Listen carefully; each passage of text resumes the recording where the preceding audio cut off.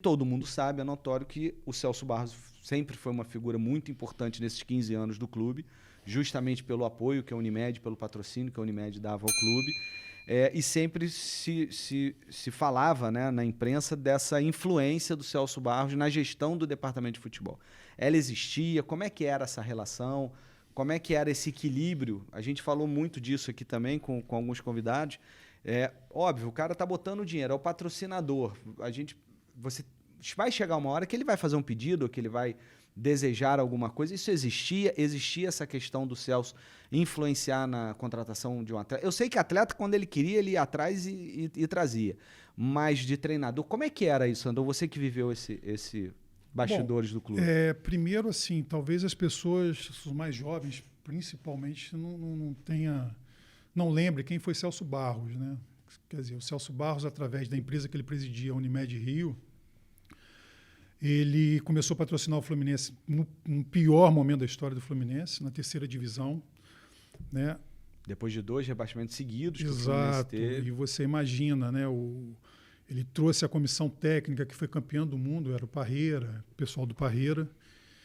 E ali começou uma reconstrução do Fluminense. Ele traz como patrocinador, ele fala, Fluminense, vocês não têm dinheiro para contratar, eu vou trazer, eu vou bancar, eu acho vou pagar. Que nesse primeiro momento, né, não foi isso, né? Eu acho que o Davi Fischl, que assumiu naquele momento a presidência, queria uma coisa de peso para o Fluminense. Entendi. Né?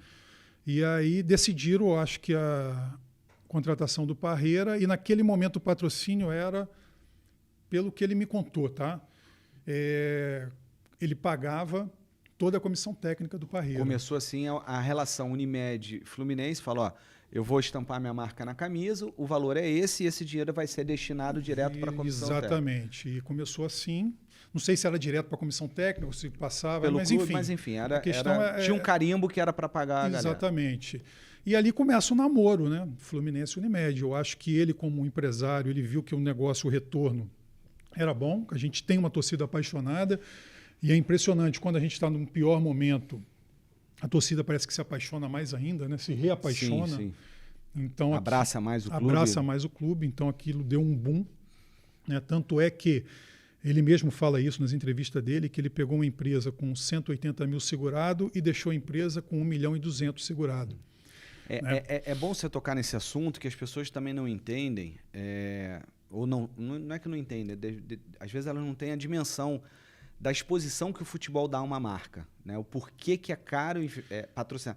Eu lembro, na época do Botafogo, que a João Forte, que é uma empresa de engenharia que não tem uma marca tão conhecida, ela foi uma patrocinadora do Botafogo Master um tempo, e que quando foi anunciado, a João Forte, como muita gente não conhecia por ser uma empresa de engenharia, não é uma coisa tão, vamos dizer assim, consumida, né?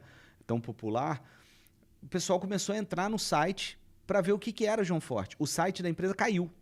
De tanto acesso, não era normal ter tanto acesso, e o site não aguentou naquela época, né? E ele caiu. Realmente, patrocinar o esporte, patrocinar o futebol dá muito retorno para as empresas. E muita gente, às vezes, questiona os valores, porque dá muito retorno. Ainda mais aqui no Brasil, né? Que a gente tem o futebol... Sim, consumido... Ele é visceral na gente, sim, né? Sim. Ele ainda é visceral na gente. Então, assim... E o Celso pega com 180 mil associados, né? Ou seja, assegurados pelo plano de saúde lá da Unimed, e deixa com 1,2 milhão. 1,2 milhão. E foi um momento, a Unimed ganhou vários prêmios, né, da marca mais exposta no Rio durante esse período. Sim. Né, o Celso mesmo fala, você entrava na sala dele e tinha lá na página do Globo, né, um jogador do Fluminense, né, aquela do Romário, quando contratou o Romário, Sim. Um gol que o Romário fez de braço aberto, terminando o Jornal Nacional, enfim. É uma exposição muito grande. Sabendo trabalhar, o retorno é muito grande. Muito grande. E aí o Celso entra na história do Fluminense nesse momento muito ruim do clube. Muito ruim, e ali, como qualquer patrocínio, eu acho que foi amadurecendo, até chegar ao primeiro título da Copa do Brasil em 2007, né? E depois a perda da Libertadores em 2008, que foi assim algo doloroso para todo tricolor, né? E aí depois vem, ele sempre pensando muito grande, né? O Celso sempre foi assim, né? O Celso sempre gostou de trabalhar com os melhores, então dava a impressão que ele mandava, mas ele sempre dividia isso com quem estava na diretoria. Existia essa divisão? Sempre existiu, nunca teve ele exigir. Imposição, Agora é óbvio, né? Você imagina, em 2010 ele queria o Muricy. Né? O Muricy vinha de 3 títulos seguidos com o Fluminense. Com São Paulo. Com São Paulo, desculpa. Quem não vai querer o Muricy? Né? O Fred, ele foi buscar o Fred em 2009. Né? O Fred veio por empréstimo e no ano seguinte ele adquire o Fred. E o Fred hoje se torna, aí, eu acho que hoje, o maior ídolo da história do Fluminense. Com certeza. Então, assim, tudo isso foi coisa do Celso Barros. Né?